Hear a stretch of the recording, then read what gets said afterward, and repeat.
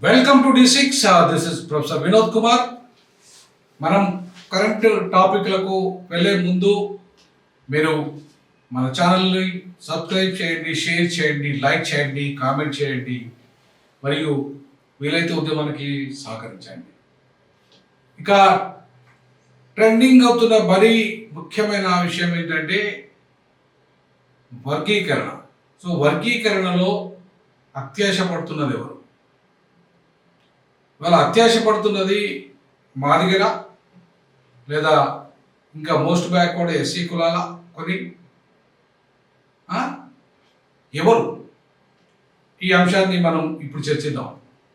నిజంగా జనాభా దామాష పద్ధతిలో రిజర్వేషన్ల వర్గీకరణ అనే దాన్ని 100% ఎవరు రిజర్వేషన్లకి రిజర్వేషన్ 100% ఉండదు. ఎందుకు? ప్రపోర్షనేట్ రిప్రజెంటేషనే ఉంటుంది తప్ప 100% రిజర్వేషన్ ఉండదు. ఏ జాతులకైనా ఉండదు. ప్రపంచంలో ఎక్కడ కూడా 100% మేము ఉన్నాం, మాకు 100% రావాలంటే కుదరదు. ప్రపోర్షనేట్ రిప్రజెంటేషన్ మాత్రమే ఉంటుంది. సో ప్రపోర్షనేట్ రిప్రజెంటేషన్లో మరి వాళ్ళ మాదిగలకు అన్యాయం జరిగిందని చెప్పేసి వాదన సరైనది కాదు. ఎందుకంటే 62% ఓవరాల్గా మాదిగలు ప్లస్ అనుబంధ కులాలు మిగతా 17 అనుబంధ కులాలు ఉన్నప్పుడు అది వాళ్ళ గ్రూప్ బి గ్రూప్లో ఏదైతే అంటే గ్రూప్ 2లో ఉన్నప్పుడు ఆ గ్రూప్ 2లో ఇవాళ ఆ జనాభాకు తగినట్టుగానే మనకు 9% వచ్చింది. ఎందుకంటే 33 జనాభా కలిగిన మాల లోని ఇంకా 25 కులాలు. మందకృష్ణ మాటలో చెప్పాలంటే నేతకాని కులము, తర్వాత నేతకాని ఇతర 2-3 కులాలు, అవే ఒక 3-4 లక్షల దాకా వాళ్ళ జనాభా ఉన్నది. అంటే అంత పెద్ద జనాభా కలిగిన ఆ జాతులు కూడా ఇవాళ మాల కులంతో మేము పోటీ పడలేము, మేము ఉండలేము, కలిసి ఉండలేము, మాకు సపరేట్ గ్రూప్ ఇవ్వండి అని చెప్పేసి అడుగుతున్నారు. తప్పు లేదు. ఇవాళ మాల అనుబంధ గ్రూపులకు ఒక గ్రూప్ చేయడం, లేదంటే ఉపకులాలకు ఒక గ్రూపు, మాదిగా అనుబంధ కులాలకి ఇవాళ ఒక గ్రూపు చేసి మాలకు ఒక గ్రూపు, మాదిగ గ్రూప్ చేస్తే తప్పలేదు. ఇవాళ ఆ రకమైన గ్రూపులు చేస్తే ఒక రకంగా ఏబిసిడి అనే పదం వాడకుండా సబ్ గ్రూపింగ్ మాత్రం చేస్తున్నాం. ఎందుకంటే ఏబిసిడి అనే పదాన్ని సుప్రీంకోర్టు కూడా వాడలేదు. అది కేటగరైజేషన్ కింద వస్తుంది, అది మళ్ళీ పార్లమెంటే చేయాలి. కాబట్టి అందుకే గ్రూపింగ్ మాత్రమే చేశాం. టెక్నికల్గా వర్డింగ్ ఏంటంటే ఇది ఏబిసిడి కాదు, it is grouping. So grouping among the schedule caste. So కాబట్టి ఇవాళ ఒకవేళ మాదిగా అనుబంధంగా వృత్తి అనుబంధ కులాలు ఏవైతే ఉన్నాయో లేదా సాంస్కృతిక అనుబంధ కులాలు ఏవైతే ఉన్నాయో అవి ఏ గ్రూప్గా వాళ్ళని మోస్ట్ బ్యాక్వర్డ్ ఎస్సీ కులాలని, మాదిగ అనుబంధ ఎస్సీ కులాలని బి గ్రూప్గా మాదిగల్ని, అలాగే సి గ్రూప్గా మాలల్ని, అలాగే డి గ్రూప్గా మళ్ళీ దాంట్లో కూడా మోస్ట్ బ్యాక్వర్డ్ మాల అనుబంధ కులాలని పెట్టగలిగితే అది కూడా ఒక పరిష్కార మార్గం. ఎందుకంటే ఇప్పటివరకు ఓన్లీ మండలిలో మాత్రమే ఇవాళ ఆమోదమైంది, ఇంకా అసెంబ్లీలో ఆమోదం జరగాల్సి ఉంది, అది చట్ట రూపంలో రావాల్సి ఉంది. దీంట్లో సరి చేసుకోవడానికి ఆస్కారం ఉంది. నేను ఇంకా రోస్టర్ పాయింట్ గురించి మాట్లాడతలేదు. మీరు మందకృష్ణ కానీ మిగతా వర్గాలు కానీ మోస్ట్ బ్యాక్వర్డ్ కులాలు కానీ రోస్టర్ పాయింట్లో కూడా అన్యాయం జరిగింది. రోస్టర్ పాయింట్ స్టార్ట్ కావాల్సింది ఉపకులాల నుండి, ఉపకులాలు in the sense most backward కులాల నుండి. ఏదైతే మీరు పదం ఏదైతే వాడారో ఇందులో బాగా అత్యంత వెనుకబడ్డ కులాలని చెప్పేసి ఏ పదం అయితే వాడారో ఆ పదం అత్యంత వెనుకబడ్డ కులాలు ఏవైతే ఉన్నాయో అవి ఆర్థికంగా, సామాజికంగా, విద్యాపరంగా ఆ కులాలకి ఇలా రోస్టర్ పాయింట్ ఇవ్వాల్సిన అవసరం ఉంది. కానీ అట్లా జరగాలి.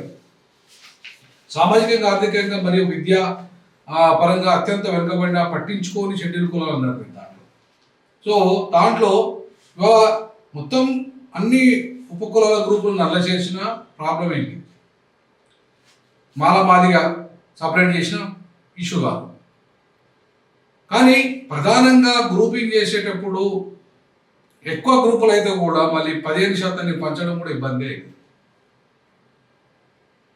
సో కాబట్టి 3 గ్రూపులుగా చేయగలిగితే దాంట్లో ఇట్లా 3 గ్రూపులు చేశారు కాబట్టి ఈ 57 మోస్ట్ బ్యాక్వర్డ్ ఎస్సీ కులాలని ఇందులో గ్రూప్ 1లో చేర్చి రోస్టర్ను కూడా అందులోనే పెట్టాలి.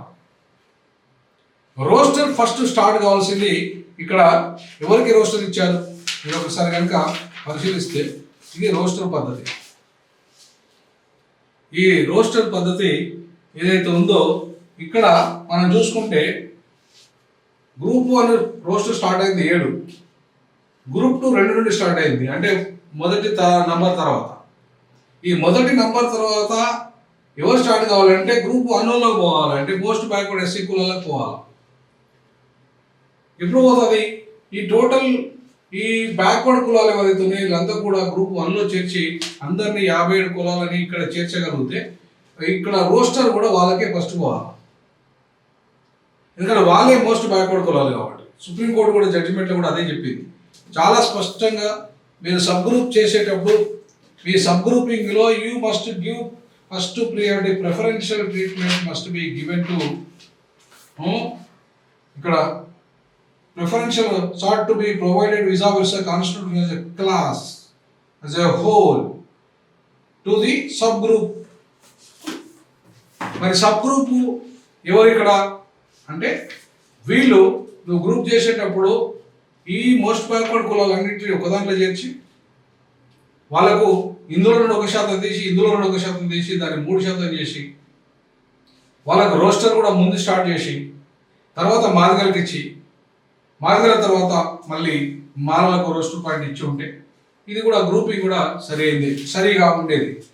అట్లాగే ఈ 3 గ్రూపులలో కూడా మొదటి గ్రూపు 15 కులాలు కాకుండా 57 కులాలను చేసి దాంట్లో రిజర్వేషన్లను 3% చేసి అంటే దీంట్లోకి ఒకటి తీసి దీన్ని 3% చేస్తే అప్పుడు మాదిగలకి 8 ఉంటుంది, మాలలకి 4 ఉంటుంది. ఎందుకంటే వాళ్ళ జనాభా ప్రకారంగానే గ్రూపింగ్ అనేది జరుగుతుంది. కరెక్ట్గా అప్పుడు న్యాయం జరిగే ఆస్కారం ఉంటుంది. అంతేగాని ఇవాళ మాదిగలతో మళ్ళా కులాలను మోస్ట్ బ్యాక్వర్డ్ ఎస్సీ కులాలను పెడితే మాదిగలు లబ్ధి పొందుతారు, మాలలతో మళ్ళీ అనుబంధంగా వీళ్ళని పెడితే మళ్ళీ మాలలు లబ్ధి పొందుతారు. కాబట్టి ఇవాళ ఎవరైతే ఉపకులాలుగా తక్కువ జనాభా కలిగిన వాళ్ళని ఒక గ్రూప్గా చేసి వాళ్ళకి ఆ పరిష్కారాన్ని అందించగలిగితే బాగుంటుంది. ఆ రకంగా చేయాలి. ఇప్పుడు అసెంబ్లీలో చర్చ జరిగేటప్పుడు ఖచ్చితంగా చేయాలి. అత్యాశ పరులుగా ఎవరు ఉండడానికి లేదు. ఇది రిజర్వేషన్లు ఏ ఒక్క సామాజిక వర్గం కోసం కేటాయించబడలేదు, ఏ ఒక్కరి కోసం మాత్రమే, ఏ మాదిగల కోసమో మాలల కోసమో లేకపోతే ఇంకా వేరే కులాల కోసమో కేటాయించలేదు. ఇది అది యాజ్ ఏ హోల్గా అది కూడా అంటరానితనం ఆధారంగా వచ్చింది, కులపరంగా రాలేదు రిజర్వేషన్. ఎస్టీలకు రిజర్వేషన్లు వెనకబడ్డ ఆధారంగా కూడా రాలేదు. ఎస్సీలకు రిజర్వేషన్లు వచ్చింది వాళ్ళ 1930 బ్రిటిష్ లెక్కల ప్రకారంగా అంటరానితనం బేస్గా వచ్చినాయి. సో అంటరానితనం బేస్గా వచ్చినప్పుడు అంటరాని వాళ్ళగా మేమందరం ఒక్కటే అని చెప్పి నేను మొదటి నుండి గుర్తుకుంటాను. ఇప్పుడు కూడా చెప్తున్నా, కులాల పరంగా మేము వేరు, కులాల పరంగా మాకు రిజర్వేషన్లు రాలేదు, మాకు వచ్చింది అంటరానితనం ఆధారంగా వచ్చింది. సో మేమందరం అంటరాని వాళ్ళమే. కాబట్టి అంటరాని వాళ్ళుగా మేము ఒకటిగా ఉన్నాము. కులాల పరంగా వేరుగా ఉండొచ్చు, జనాభా పరంగా వేరుగా ఉండొచ్చు. అందుకే ఇక్కడ ఏం చేసింది యాజ్ ఏ హోల్ అంది, అంటే అంటరాని వాళ్ళని కాబట్టి constitutional class as a whole అంది. ఇక్కడ constitutional class as a whole అంటే అర్థమైంది, అంజాయలయ్య గారు చెప్పినట్టుగా మనం క్యాస్ట్ కాదు అన్నట్టుగా అర్థం. ఇక్కడ అంటరాని వాళ్ళుగా ఒకటే, అంటే ఏ రాజ్యాంగం అయితే మనల్ని అంటరాని వాళ్ళుగా చూసిందో అంటరాని వాళ్ళుగా మనమంతా ఒక్కటిగా ఉన్నాం. కాబట్టి మనకి ఇక్కడ మన దాంట్లో అమాంగ్ ది షెడ్యూల్ కాస్ట్ అంటరాని వాళ్ళలో ఎవరైతే అన్టచబుల్స్లో ఇంకా అవకాశాలు పొందని వాళ్ళు ఉన్నారో వాళ్ళకి ముందు అవకాశాలు కావాలి. ముందు వాళ్ళని ఏలో పెట్టాలి, అంటే ఇక్కడ ఏ కాకుండా గ్రూప్ 1లో పెట్టి ఆ గ్రూప్ 1లో ముందు రోస్టర్ కూడా వాళ్ళకి వేయాలి, రోస్టర్ పాయింట్లు కూడా ముందు వాళ్ళకే వేయాలి. ఎందుకంటే ఫస్ట్ ఇంతవరకు అవకాశాలు పొందని వాళ్ళు. సో పొందిన వాళ్ళు అంత కొంత మాదిగలు పొందారు, మాలలు ఇంకా ఎక్కువ పొందారు. కాబట్టి ఇక్కడ స్పష్టంగా వాళ్ళు ఇక్కడ చెప్పడం కూడా అదే, మధ్యస్థంగా లబ్ధి పొందిన షెడ్యూల్ కులాలు ఉన్నారు. అంటే అంత కొంచెమే లబ్ధి పొందే మధ్యస్థంగా అంటే లిటిల్ బిట్ మెరుగైన ప్రయోజనం పొందిన షెడ్యూల్ కులాలంటే మాలలు, మధ్యస్థంగా లబ్ధి పొందిన వాళ్ళంటే మాదిగలు. ఇప్పటిదాకా లబ్ధి పొందని వాళ్ళు వీళ్ళు ఏదైతే మోస్ట్ బ్యాక్వర్డ్ కులాలు, దాంట్లో కొంతమంది నాకు తెలిసి మరి కృష్ణమాది అంతా చెప్తున్నట్టుగా ఈ మన్నె కానీ గంటాచక్ర పని బయట కులం కానీ కొంత లబ్ధి పొందే, మాలదాసరి కానీ కొంతమంది లబ్ధి పొందొచ్చు కదా. బట్ అందరూ పొందినది అనుకోవడానికి లేదు. మాదిగల్లో కూడా అందరూ లబ్ధి పొందినని అనుకోవడానికి లేదు. మాలలో కూడా అందరూ లబ్ధి పొందినని చెప్పేసి అనుకోవడానికి లేదు. కొంతమంది కొన్ని కుటుంబాలు మాత్రమే లబ్ధి పొందాయి, అది అడ్వాన్స్గా ఉన్న కుటుంబాలు మాత్రమే లబ్ధి పొందాయి. కాబట్టి ఇక్కడ అత్యాశ పరులు ఎవరు? అత్యాశ పరులు ఎవరు? తమ జనాభా కంటే ఎక్కువగా లబ్ధి కావాలనుకునే వాళ్ళు అత్యాశ పరులు.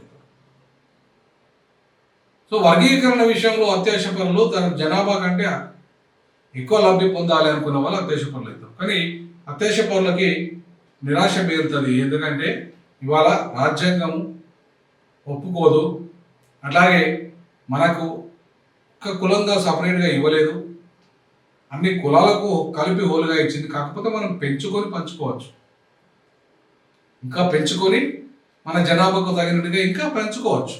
అంతేగాని ఉన్న దాంట్లో మాకు 11%, 15%లో మాకే 11% ఇవ్వడం అంటే అది అత్యాశ కిందికి వస్తుంది. మరి కృష్ణన్న మొన్నటిదాకా ఇవాళ ఎవరైతే ఒప్పు కులాలని అత్యాశ పరులు అన్నారు, ఒప్పు కులాలకి ఇవాళ నేను ఆయన ఒకటే చెప్పాడు, మాదిగలు కన్యం చేస్తే మాదిగలకు కొట్లాట చేస్తా, ఇవాళ మాదిగలు ఒప్పు కులాలు కన్యం చేస్తే మరి వాళ్ళ పక్షాన్ని నిలబడతాను. మరి ఎందుకు నిలబడతాడు ఇప్పుడు వాళ్ళ పక్షాన్ని? ఎందుకు ఇవాళ ఓన్లీ మాదిగలకే 11% కావాలంటున్నాడు? సో కాబట్టి ఇది అత్యాశ కిందే వస్తుంది కదా. సో కాబట్టి నేనేమంటున్నానంటే ఇవాళ బాగా అన్యాయం జరిగింది మళ్ళా ఉప కులాలకి, అంటే మోస్ట్ బ్యాక్వర్డ్ ఎస్సీ కులాలకి. కాబట్టి ఇవాళ వాళ్ళని ఒకటే గ్రూపులో చేర్చి, గ్రూప్ 1లో వాళ్ళని అందరినీ 57 కులాలను ఒకటే గ్రూపులో చేర్చి, లేదంటే అస్సలు లబ్ధి పొందని వాళ్ళని ఒక గ్రూపులో చేర్చి, అందులో కూడా కొంత లబ్ధి పొందిన వాళ్ళని 4వ గ్రూపు చేర్చగలిగితే వాళ్ళకు అలా 3%లో మోస్ట్ బ్యాక్వర్డ్ ఎస్సీ కులాలకి 2% ఇచ్చి కొంత లబ్ధి పొందిన వాళ్ళకి 1% ఇవ్వగలిగితే బాగానే ఉంటుంది.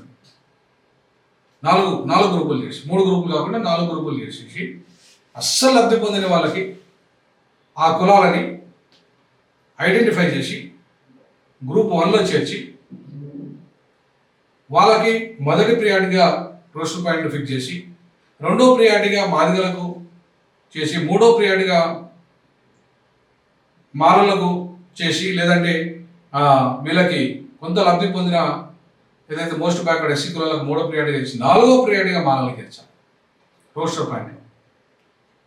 సో 4వ ప్రియారిటీగా మాలలకు చేర్చగలిగితే బాగుంటుంది. ఈ మాలలది కాస్త 3వ గ్రూప్గా కాకుండా 4వ గ్రూప్గా చేయాలి. లేదంటే మొదటి గ్రూప్గా మోస్ట్ బ్యాక్వర్డ్ ఎస్సీ కులాలు, వాళ్ళకి అత్యంత వెనుకబడే కులాలు, ఇప్పటివరకు లబ్ధి పొందిన వాళ్ళు పూర్తిగా అసలే ఇప్పటివరకు సామాజికంగా, ఆర్థికంగా, విద్యా పరంగా అత్యంత వెనుకబడ్డ పట్టించుకొని షెడ్యూల్ కులాలని మొదటి గ్రూప్లో చేర్చాలి. వాళ్ళ ఇప్పటివరకు అస్సలు లబ్ధి పొందకుండా ఉండాలి. వాళ్ళకు ఒక 2% పెట్టాలి.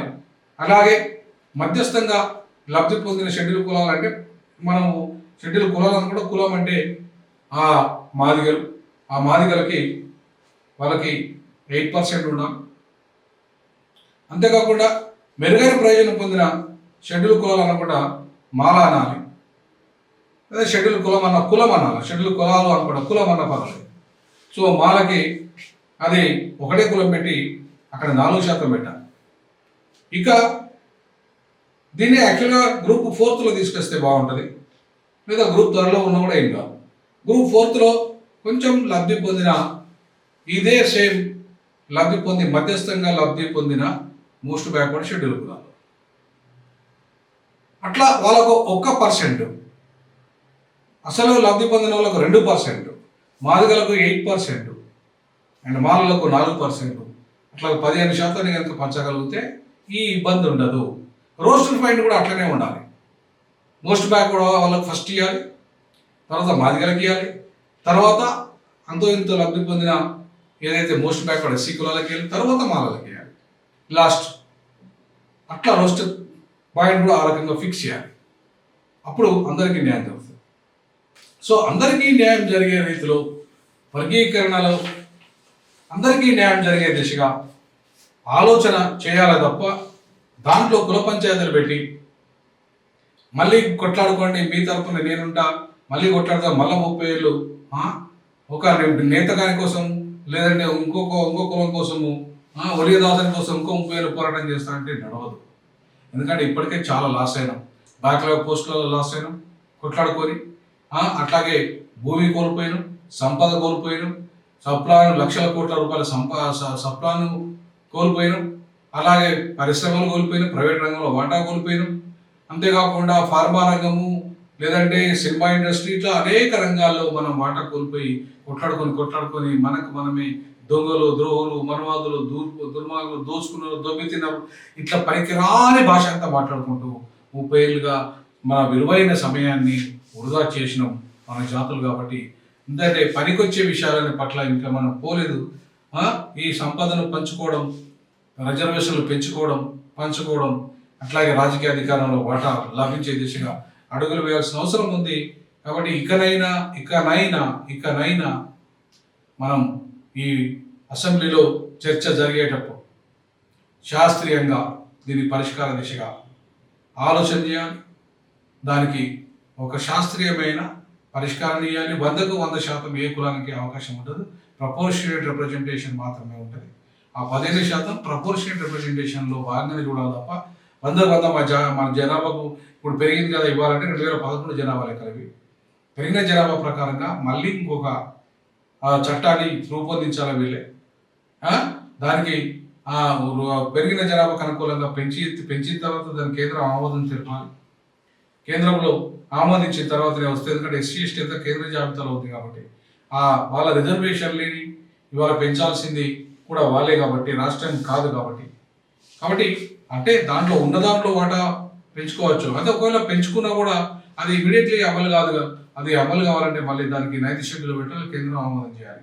కాబట్టి అది సెకండ్ ఎపిసోడ్. ఇది మొదటి ఎపిసోడ్లో అయితే ఇప్పుడు నేను చెప్పేదాని ప్రకారం అయితే గ్రూప్ 1లో ఇంతవరకు లబ్ధి పొందిన వాళ్ళకు 2% ఇవ్వాలి. గ్రూప్ 2లో మాదిగలకి 88% ఒక్క మాదిగ కులానికే ఇవ్వాలి. అట్లాగే గ్రూప్ 3లో ఇవాళ ఇప్పటి వరకు కొంత లబ్ధి పొందిన ఎవరైతే మోస్ట్ బ్యాక్వర్డ్ ఎస్సీ కులాలో కొంత లబ్ధి పొందిన ఎవరైతే బైండ్లా కానీ, మాల దాసరి కానీ, లేదంటే మన్య కానీ ఇట్లాంటి వాళ్ళు ఎవరైతే ఉన్నారో వాళ్ళకి 1% ఇస్తూ వాళ్ళని అక్కడ చేర్చాలి. అంటే ఇక్కడ 4వ గ్రూప్గా వాళ్ళ మాలల్ని చేర్చాలి. ఆ మాలలకి 4% ఇవ్వాలి. సో కాబట్టి ఆ రోస్టర్ కూడా ఈ పాయింట్ కూడా ఇట్లనే ఫిక్స్ చేసి ఉంచాలి. కానీ ముందు మాదిగలకు రోస్టర్ పాయింట్ ఇవ్వడం కరెక్ట్ కాదు. నేను ఒక బీగే మాదిగా ఉండి నేను ఒక అంబేద్కర్ రైట్గా ఉన్నాను కాబట్టి ఎవరికైతే లబ్ధి చేకూరలేదో వాళ్ళకు మాత్రమే లబ్ధి చేకూరాలి. కాబట్టి ఆ దిశగా పరిష్కారం కనీసం అసెంబ్లీలో మళ్ళీ దీన్ని బిల్లు రూపంలో తీసుకొచ్చేటప్పుడు ఈ రకంగా ఆమోదించితే దాని చట్ట రూపంలో రేపు దానికి గవర్నర్ గారు ఆమోదించిన తర్వాత గెజిట్ వస్తుంది. కాబట్టి అప్పుడు వచ్చేటప్పటికి మనకి ఒక శాస్త్రీయమైన పద్ధతిలో మనకి అవకాశాలు వస్తాయి. కాబట్టి ఇంకా ఫుల్ స్టాప్ చెప్పేసి ఆ రకమైన నిర్ణయాన్ని రేవంత్ రెడ్డి ప్రభుత్వం తీసుకుంటుందని చెప్పేసి కోరుకుంటున్నాను. జై భీమ్, జై పూలే, జై పెరియార్.